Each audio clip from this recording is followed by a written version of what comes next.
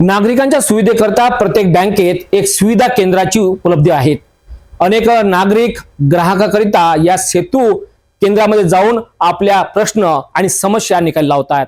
मात्र नागपुरातील एक बँक सेतू कार्यालयात भ्रष्टाचार केल्याचा आरोप केला जात असून हा प्रकार नेमका काय आहे, कोणता भ्रष्टाचार करण्यात आला आहे, पाहूया या स्पेशल वृत्तांतात। अपने यहाँ पांचपावली पुलिस थाने के जुरिडिक्शन में इंदौरा चौक में एक स्टेट बैंक ऑफ इंडिया का ग्राहक सेवा केंद्र शुरू था, जिसमें आशीष यशवंत जोगे और उनके जो सहकारी है वो ये ग्राहक सेवा केंद्र चलाते थे। बेसिकली ग्राहक सेवा केंद्र के लिए जो है तो बैंक में कभी भीड़ होती है तो लोगों नागरिकों के लिए या ग्राहकों के लिए आसानी होने के लिए ऐसी ग्राहक सेवा केंद्र बैंक के जरिए चलाई जाती है।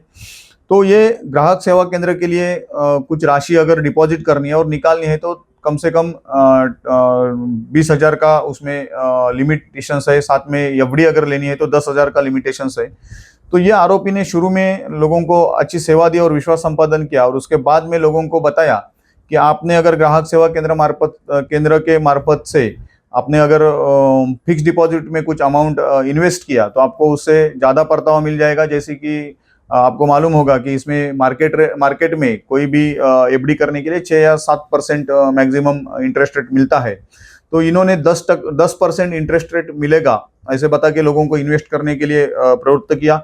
लोगों ने उनके पास फिक्स डिपॉजिट के स्वरूप में अमाउंट इन्वेस्ट किया। किसी ने 50,000, किसी ने 1 लाख, किसी ने 2 लाख ऐसा अमाउंट इन्वेस्ट किया। इन्वेस्ट करने के बाद उस लोगों को या आरोपी ने एसबीआई बैंक का लोगो यूज करके डुप्लीकेट रिसीट बना के लोगों को दे दिया और उनको बताया ये आपका एफडी का रिसीट है।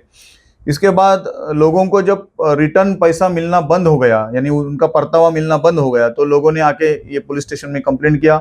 उसका पूरा इंक्वायरी करके हमने खुद उसके ऊपर इंक्वायरी किया है और वरिष्ठ के आदेश से उसमें एफआईआर दाखिल किया है। इसमें आरोपी आशीष यशवंत जोगे और आरोपी दत्ता वैजनाथ पांचाल, ये 2 आरोपी है, उनको अभी अरेस्ट किया गया है। उनका 7 तारीख तक पुलिस कोठड़ी भी हमको मिला है। इसमें करीबन 35 ग्राहक जो है, नागरिक जो है, तो उनके करीबन 45 लाख रुपए का चीटिंग अब तक सामने आया है। लोग हमारे से संपर्क कर रहे हैं और ये चीटिंग का जो अमाउंट है और पीड़ित व्यक्ति की संख्या ये भी बढ़ने की संभावना है। उसमें हम आपके चैनल के माध्यम से नागरिकों को 2 आह्वान करना चाहते हैं। एक आह्वान हमारा यह है कि पांचपावली पुलिस स्टेशन में जो एफआईआर दाखिल हुआ है और आरोपी को अरेस्ट किया है, ये जो इंदौरा चौक वाला ग्राहक सेवा केंद्र है उसके बारे में अगर कोई पीड़ित व्यक्ति है जिसको अभी तक ये बात मालूम नहीं है कि पुलिस कार्रवाई चल रही है, ऐसे व्यक्ति ने पांचपावली पुलिस स्टेशन से संपर्क करना चाहिए।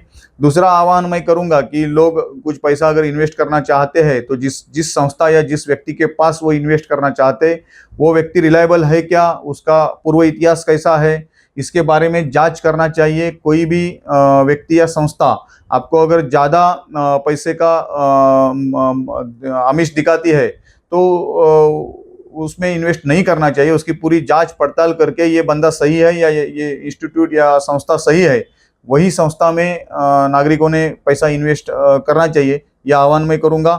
इसकी अभी पूरी डिटेल में जांच चल रही है। ये पूरा कार्रवाई जो है तो हमारे डीसीपी माननीय महक स्वामी मैडम, एसीपी माननीय श्वेता खाड़े मैडम, हमारे वरिष्ठ पुलिस निरीक्षक बाबूराव राउत साहब और उनके मार्गदर्शन में मैं खुद इसकी आगे की जांच कर रहा हूँ। प्रत्येक ग्राहकाने बँकेत जाऊन आपल्या कामाची पावती घेणे अतिशय आवश्यक आहे। आपल्या समस्या आणि आपले विविध प्रश्न अधिकाऱ्यांच्या माध्यमातून जाणून घेणे आवश्यक आहे। मात्र सतर्क झालो नाही तर झाली आपली फसवणूकच समजा।